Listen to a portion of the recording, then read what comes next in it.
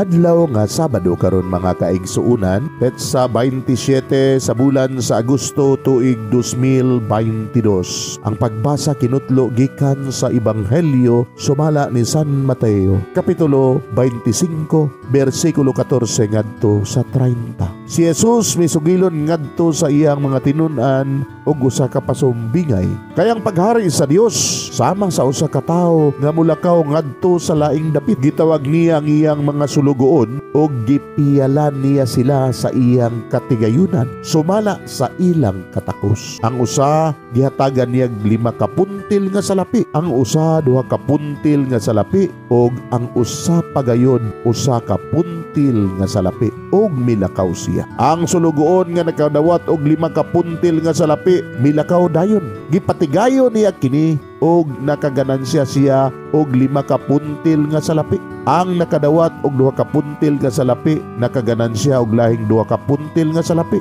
Apan ang sulugoon nga nakadawat og 1 ka puntil nga salapi milakaw og nagkalot sa yuta og gilubong niya ang salapi sa iyang agalon. Tapos sa dugay nga panahon mipauli ang agalon ni adtong mga sulugoon og nangayog husay kanila. Ang sulugoon nga nakadawat og 5 ka puntil nga salapi miadto kaniya. Mingon siya, "Sir, gihatagan mo ako og 5 ka puntil nga salapi og niini nakaganansya ako og laing 5 ka puntil nga salapi." Ni ara ang tanan, mingon ang iyang agalon, "Maayo, buutan ka og matinumanon nga sulugoon. Ay kasaligan ka man sa jutay, piyalan ko ikaw sa daghan. Dali, sulod nga ri og ambit sa akong kalipay."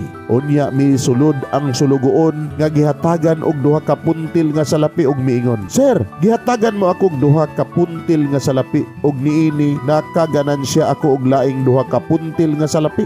Ania ang tanan, mingon ang iyang agalon, "Maayo, buutan ka og maalamon nga sulugoon. Ay kasaligan ka man sa jutay, piyalan ko ikaw sa daghan. Dali, sulod nga ri og ambit sa akong kalipay."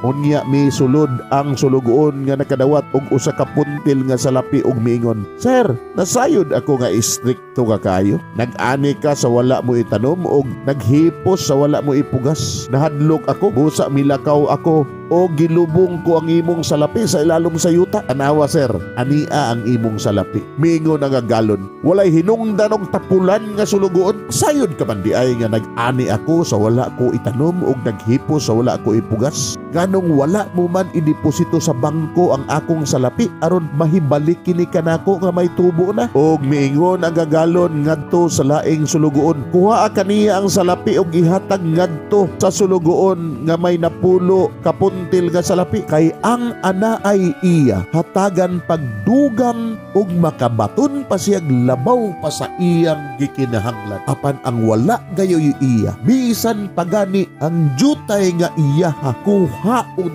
paggikan kaniya. Og kining walay hinungdan nga sulugoon ilabay ngadto sa gawas, diha sa kangit-ngit didto maghilak siya ug magkagot ang iyang ngipon." Mga igsuon, ang Ebanghelyo sa Ginoo. Daygon ikaw, O Kristo.